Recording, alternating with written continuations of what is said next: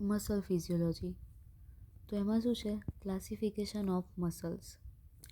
Human body has more than 600 muscles. Human બોડીમાં 600 muscle કરતાં વધારે છે. હવે muscles are classified by 3 different methods. 3 મેથડથી ક્લાસિફાઈડ થયેલા છે. તો depending upon striation, depending upon control and depending upon situation. એમાં પહેલું કે ડિપેન્ડિંગ અપોન સ્ટ્રાઇએશન. તો એમાં સ્ટ્રાઇટેડ મસલ અને નોન સ્ટ્રાઇટેડ મસલ 2 ટાઈપ પડે છે. તો સ્ટ્રાઇટેડ મસલ એટલે કેવું? તો કે which has a large number of cross striation. એટલે એ મસલમાં ટ્રાન્સવર્સ લાઇન હશે, ક્રોસ ટ્રાઇસેશન હશે, એ સ્ટ્રાઇટેડ મસલ કહેવાશે. નોન સ્ટ્રાઇટેડમાં શું? કે એમાં ક્રોસ સ્ટ્રાઇટેશન નહીં હોય, તો એ નોન સ્ટ્રાઇટેડ મસલ કહેવાશે. આમાં એક્ઝામ્પલમાં શું આવશે? તો કે સ્કેલેટલ મસલ અને કાર્ડિયક મસલ. સ્કેલેટલ અને કાર્ડિયક એ બંનેમાં સ્ટ્રાઇટેડ મસલ જોવા મળશે, જ્યારે સ્મૂથ મસલ છે ને એમાં નોન સ્ટ્રાઇટેડ જોવા મળશે. આને પ્લેન મસલ બી કહેવાય. It is found in the wall of વિસરલ organ. આ ક્યાં જોવા મળશે નોન સ્ટ્રાઇટેડ? તો કે વિસરલ ઓર્ગનની જે વોલ છે ને ત્યાં જોવા મળશે. તો આ પહેલું થયું ડિપેન્ડિંગ અપોન સ્ટ્રાઇટેશન. હવે બીજું છે ડિપેન્ડિંગ અપોન કંટ્રોલ. તો એમાં બે છે, વોલન્ટરી મસલ ને ઇનવોલન્ટરી મસલ. વોલન્ટરી એટલે the muscle that is control by the will, એટલે ખુદથી કંટ્રોલ થતા હોય એવા મસલ. આપણે મૂવ કરી શકીએ કરવા હોય તો, નહીં તો નહીં એમ. ઇનવોલન્ટરી એટલે muscle that can not be control by the will, આપણાથી કંટ્રોલ થાય એવા નથી, એ ઇનવોલન્ટરી. હવે વોલન્ટરીમાં સ્કેલેટલ મસલ એ એક્ઝામ્પલ છે.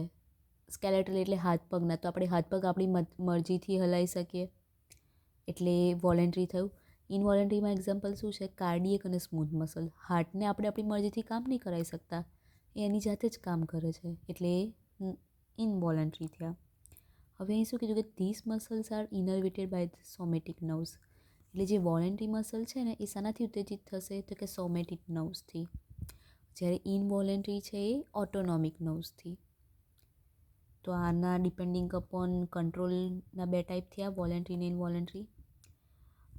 અપોન સ્ટ્રાઇટેશનમાં શું એક્ઝામ્પલ આવ્યું હતું? પહેલામાં સ્ટ્રાઇટેશનમાં સ્કેલેટલ અને કાર્ડિયક હતા અને આમાં સ્મૂથ હતું. હવે કંટ્રોલમાં ઊંધું થશે, આમાં એકલું સ્કેલેટલ આવશે અને આમાં કાર્ડિયક ને સ્મૂથ થઈ જશે. અને તો બેઝિકલી સોચવાનું છે કે આપણે હાથ પગને મૂવ કરી શકીએ એટલે વોલન્ટરી, જ્યારે હાર્ટ અને બીજા સ્મૂથ મસલ છે ઇનવોલન્ટરી આવે. હવે થર્ડ, એમાં શું કીધું? Depending upon situation. એ કઈ જગ્યાએ રહેલા છે એની ઉપરથી ટાઈપ પડશે. તો એના 3 છે, સ્કેલેટલ, કાર્ડિયક અને સ્મૂથ મસલ.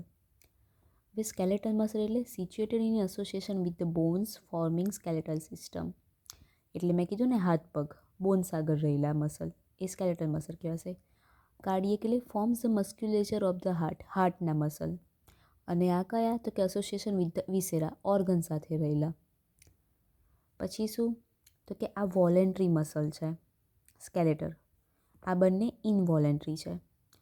આ બંનેમાં સ્ટ્રાઇટેડ મસલ હશે, એટલે કે ક્રોસ ટ્રાન્સવર્સ લાઇન હશે, જ્યારે આમાં નહીં હોય. આમાં સોમેટિક નર્વ સપ્લાય કરશે, જ્યારે આ બંનેમાં ઓટોનોમિક. પછી અહીંયા 40 to 50% ઓફ બોડી માસ બનાવશે સ્કેલેટલ મસલ, અને એ પેરેલલ એટલે કે એકબીજાને સમાંતર ગોઠવાયેલા હશે. આ બે સેમ હશે અને આ બે